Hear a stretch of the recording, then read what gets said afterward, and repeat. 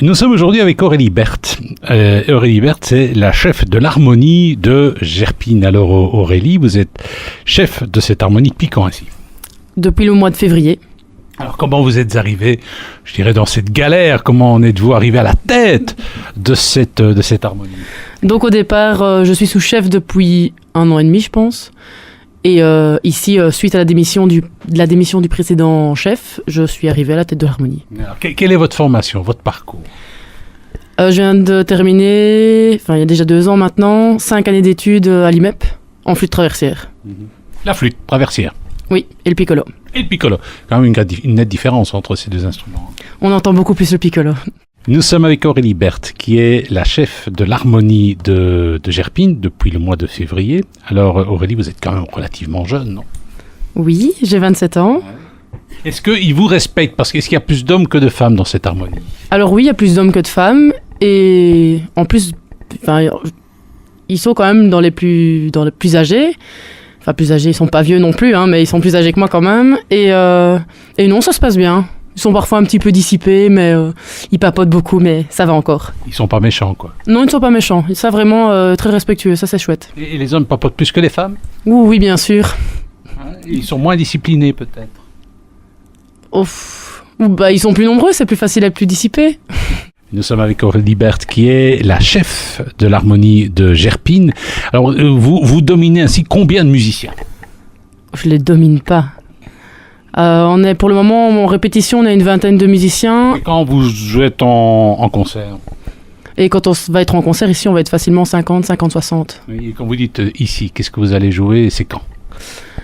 Donc le 24 mai, nous allons avoir notre concert de marche. Et nous allons donc jouer des marches. Les marches folkloriques de l'Entre-Sambre-et-Meuse. Est-ce que le répertoire est important? Est-ce qu'il y a beaucoup de marches folkloriques de l'Entre-Sambre-et-Meuse, d'air?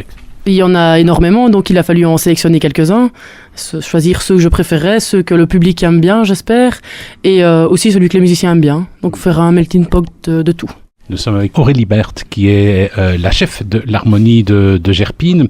Alors expliquez-nous un petit peu la différence entre harmonie, fanfare. C'est pas vraiment la même chose. Expliquez-nous ça, nous qui sommes des néophytes en la matière. Donc en fait, la grande différence, c'est que dans une harmonie, on va retrouver les flûtes, dont moi je joue, et les clarinettes. Et les saxophones sont un peu controversés. Donc en gros, les bois ne se trouvent pas dans les fanfares et se trouvent dans les harmonies. Alors, ce que vous avez, c'est le début des marches folkloriques de l'Entre-Sambre-et-Meuse. Est-ce que le programme est vaste? Est-ce que vous jouez dans beaucoup de marches ou c'est uniquement sur Gerpine? Donc on va commencer avec la marche de Gerpine. On va aller à Virel. On va aussi aller à Villers-Poterie, à Losprel. Eh bien, nous étions avec Aurélie Berthe, qui est la chef de l'harmonie de Gerpine. C'est la première fois d'ailleurs qu'elle accepte de répondre à des questions, parce qu'avant elle était sous-chef et donc elle disait c'est le chef qu'il faut interviewer. Maintenant que c'est elle qui est la chef, c'est elle qu'on peut interviewer. Alors qu'est-ce que ça vous apporte comme ça de diriger un ensemble comme l'harmonie de Gerpine? Beaucoup de joie, beaucoup de plaisir. Beaucoup de travail. Beaucoup de travail, beaucoup de soucis, c'est ce que je me dis aussi.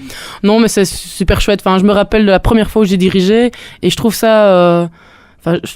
j'ai vraiment adoré le fait que ce soit moi qui donne le départ aux musiciens, que les musiciens soient avec moi et ils me suivent. Et ça, c'est vraiment génial et c'est magique, ça.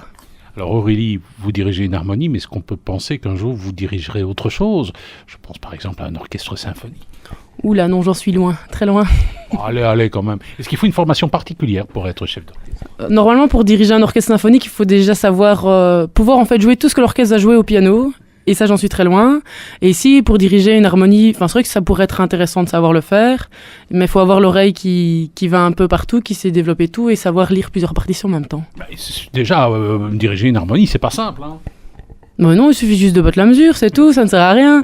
Non, c'est pas simple. C'est surtout aussi trouver les bons mots pour orienter les musiciens et ne pas les vexer non plus. Est-ce qu'on fait la fête après un orchestre ou après une répétition? Déjà, après les répétitions, on fait déjà la fête. On a droit à combien de jokers? Aucun. Ça dépend des répétitions. Les répétitions, normalement, se terminent vers 9h30. Et parfois, on rentre à 4h du matin et c'est dur le lendemain. Et quand c'est en concert, là, c'est aussi très dur. Souvent, là, ça se termine plus tard. Est-ce qu'il vous arrive parfois d'accompagner des marches folkloriques? D'accompagner, de les suivre en civil?